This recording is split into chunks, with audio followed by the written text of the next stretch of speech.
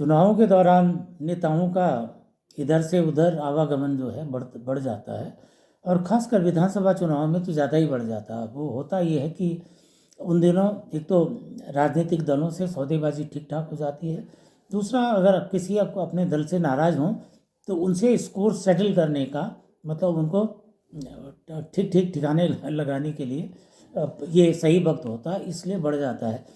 राजनीतिक दलों को भी आजकल मौका मिलता है तोड़ फोड़ करके। एक तो हवा बनता है कि भाई हमारी पार्टी में इतने लोग आ रहे हैं, इसका मतलब हम ज़्यादा पॉपुलर हो रहे हैं, जनता में पॉपुलर हो रहे हैं, तो वो दिखाने के लिए, उस प्रोपेगेंडा के लिए भी राजनीतिक दल तोड़ फोड़ करते हैं।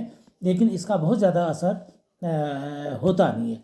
खासकर लोकसभा चुनाव में इसका असर इसलिए नहीं होता है कि जो लोग वैसे भी कम आवागमन नेताओं का आवाजाही एक दल बदल जिसे कह सकते हैं, वो लोकसभा चुनाव में इसलिए भी कम होता है। एक तो सीधे लोकसभा के टिकट मिल नहीं सकते हैं उनको, और कम बहुत ही रेयर होगा जो उनको टिकट मिल जाते हैं।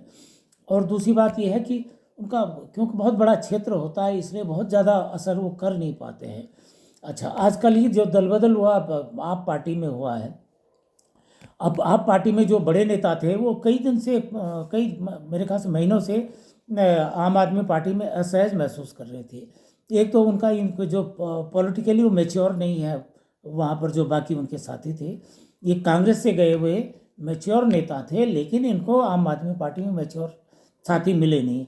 दूसरी बात, इनको जो गलतफहमी थी कि आम आदमी पार्टी आएगी तो यहाँ सरकार बनाएगी या सरकार बनाने में महत्वपूर्ण भूमिका अदा करेगी, वो तो सपना चूर हुआ ही नहीं, बल्कि इनके जो अध्यक्ष थे उनकी जमानत जब्त हो गई और अल्टीमेटली वो खुद भाग गए।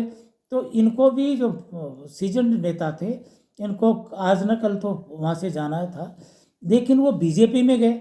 इसके बीजेपी में इसलिए गए क्योंकि कांग्रेस के नेता जो वर्तमान नेतृत्व है, वो उन्हें अपने साथियों को जो उनकी अपनी विचारधारा में होती है, उनको वापस लाने में सक्षम नहीं रहा। निश्चित रूप से अगर उनसे कोशिश की होती, कांग्रेस के नेताओं ने कोशिश की होती, तो इन्हें कांग्रेस में वो वापस ले जा सकते थे। लेकिन ऐसा पता चला है करण मेहरा से थोड़ा बहुत बात भी हुई होगी, तो उन्होंने बहुत ज़्यादा इनको अहमियत नहीं दी। शायद उन्हें ये गलतफहमी थी कि जाएंगे कहाँ, आएंगे तो कांग्रेस में ही आते।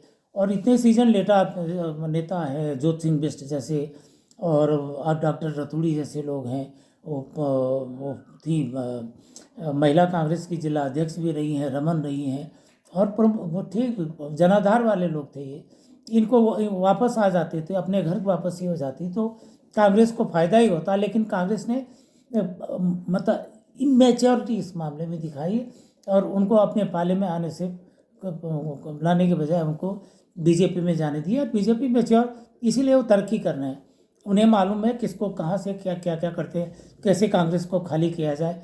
ये भी किया, ये भी उन्होंने बजाय कांग्रेस में जाने से रोक के बीजेपी ने अपनी जो राजनीतिक कौशल था उसका परिचय दिया और मैच्योरिटी का भी परिचय दिया, जो कांग्रेस कर नहीं पाई।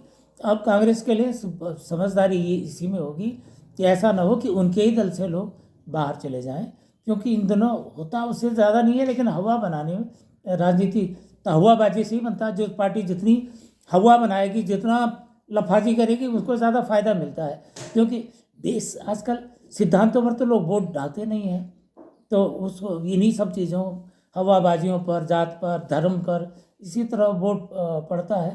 तो कांग्रेस को अगर अपना घर ठीक ठाक रखना है तो बाकी जो और इरोजन हो रहा है उसे रोकने के लिए इन्हें सतर्क रहना